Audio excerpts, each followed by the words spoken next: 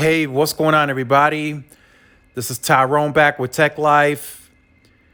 And AT&T definitely dropped the biggest news of today that they are following in T-Mobile's footsteps, and they're going to offer completely unlimited, no deprioritization on their most expensive unlimited plan, the AT&T Unlimited Elite. Now, they didn't say that, of course, word for word, that they were following in T-Mobile's steps and matching the Magenta Max, but some of you can put two and two together, and that'll be the result, is that they are matching essentially what T-Mobile is offering with the Magenta Max. Now, several people threw a couple of theories at me why AT&T may be doing this. Maybe T-Mobile is taking away some customers, significant amounts, to where AT&T responded. That could be the case, but nonetheless, the reason I wanted to make this video today, I know this is an AT&T topic, but this video will be about Verizon. Many people have emailed me, messaged me, and there's been some very good conversations. Will Verizon have to respond? That's been the main topic in all of the conversations I've had today. Is this the key for Verizon to respond? When T-Mobile launched Magenta Max, everybody kind of stayed quiet. AT&T stayed quiet at the beginning. Verizon didn't even mention anything. They stayed quiet. T-Mobile, they called it a new name, Magenta Max. They went on the marketing blitz, the whole 9 yards.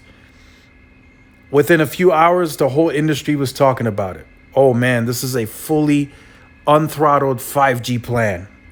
Now, do you use the amounts of gigabytes that it would take to get deprioritized? Maybe not.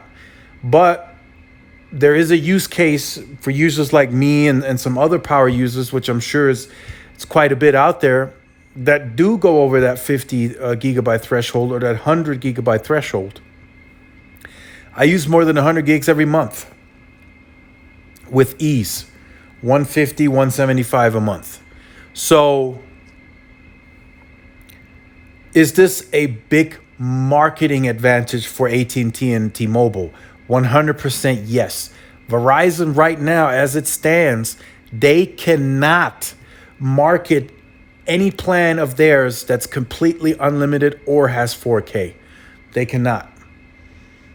They just don't have it.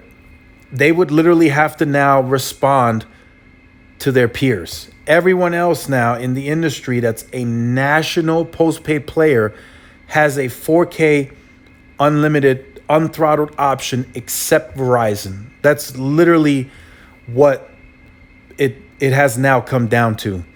Now, Verizon has a 720p option that's standard on the most expensive Get More plan. If you want 1080p, you have to pay an extra $10. Now, I've been hearing for a while now that actually that extra $10 bump does allow you to stream in 4K, but Verizon doesn't really advertise that. So the cap goes from 4 megabits a second to 40 if you pay that extra $10. And at 40 megabits a second, of course, you can stream 2160p, no problem. So Verizon is likely behind closed doors brainstorming right now. Do they want to take a hit like this on the network before C-band comes around? And I can guarantee you, AT&T is going to take a hit on the network for this. They're going to take a hit. They're going to take a hit. People are now going to be more inclined to stream a lot more. Verizon, they'll take a hit on this too. May even face some congestion on a move like this without C-band. If you give people more, they will use more. That's what happened when they launched the very original unlimited plans. Verizon sent out letters to cut people off. If it's there, people will use it. Now, I'm not saying that deprioritization was such a big deal. Maybe on Verizon's network, it was monitored more heavy.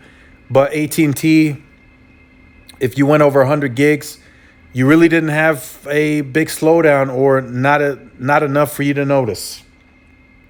And I predict it'll be the same here. You'll likely be remain on the same QCI for the entire duration of the cycle.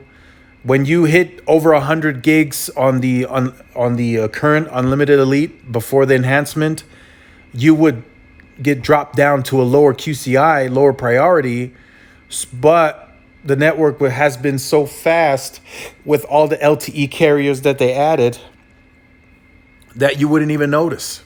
So the starter and the extra plans, yes, in times of congestion, they have lower priority, but 9 times out of 10, they wouldn't even notice it. So that's something for Verizon to really brainstorm. I think in some markets, actually in a lot of markets, they have the densification for the network to hold up, but it's just 4K streaming takes up such much more bandwidth than, going from 720p to 1080p is not a big deal. You just have to bump it, I think, from 4 megabits a second to maybe like 6 or 7 megabits. And then if you include 60 frames a second, you might have to go to 10 megabits a second. But if we're talking 4K 60 frames a second, you got to go from 10 to almost 30 megabits a second. That's almost a 20 megabit a second increase to just stream 4K without buffering. That would take a toll on Verizon's network as it stands. A lot of areas, they don't have widespread CBRS or they don't have C-band deployed, and they already lacked the spectrum. And spectrum is not a infinite resource. So again, I'm not saying they're taking the risk. I just think from that standpoint, I think T-Mobile's network is better suited for that kind of plan because they have the 40, 60, 80, 100 megahertz of that N41 on air. And it's, some of the markets that are still 40 and 60 are getting widened to 80 and 100. So I think T-Mobile is more suited for that kind of a plan to handle that kind of speed and traffic. Verizon, it's going to be a tough one because in a lot of the areas, the reason they've been reluctant to offer home internet on LTE is because of the capacity constraints. And now you want to push potentially a plan into the market that's completely unlimited. That's going to be a tough case they got to make. But I think, behind closed doors, we don't really know what they're discussing. Maybe they're looking at it from a standpoint that they just don't want to come in as and be considered as a copycat. And you best believe T-Mobile is going to discuss that on their earnings call.